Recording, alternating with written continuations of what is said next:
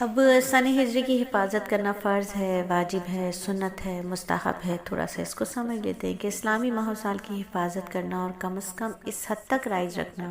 کہ قمری تاریخوں کا حساب ضائع نہ ہو جائے، یہ مسلمانوں کے ذمہ ایک لازمی فریضہ ہے۔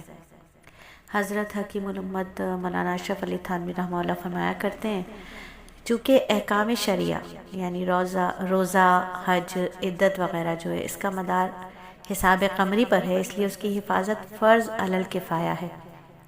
کہا کہ اگر ساری امت دوسری اصطلاح کو اپنا معمول بنا لے، جیسا کہ ہوتا ہے کہ ہم چاند کے حساب سے نہیں بلکہ عیسوی کیلنڈر کے حساب سے چل رہے ہوتے ہیں عموماً، تو فرماتے ہیں کہ ساری امت دوسری اصطلاح کو اپنا معمول بنا لے جس سے حساب قمری ضائع ہو جائے تو سب گنہگار ہوں گے۔ اگر وہ محفوظ رہے تو دوسرے حساب کا استعمال مباح یعنی جائز ہے۔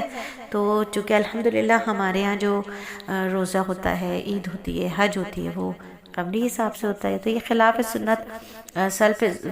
سنت سلف ضرور ہے، لیکن حساب قمری کا برتنا بوجہ فرض کفایہ ہونے کے افضل واحد ہے، ٹھیک ہے۔ اسی طرح سے مفتی محمد شفیع عثمانی رحمۃ اللہ علیہ لکھتے ہیں کہ اس کے معنی یہ نہیں کہ شمسیہ حساب رکھنا یا استعمال کرنا ناجائز ہے، بلکہ اس کا اختیار ہے کہ کوئی شخص نماز، روزہ، زکوٰۃ، عدت کے معاملے میں تو قمری حساب شریعت کے مطابق استعمال کرے، مگر اپنے کاروبار، تجارت وغیرہ میں شمسی حساب استعمال کرے جیسا کہ ہوتا ہے، تو شرط یہ کہ مجموعی طور پر مسلمانوں میں قمری حساب کتاب جاری رہے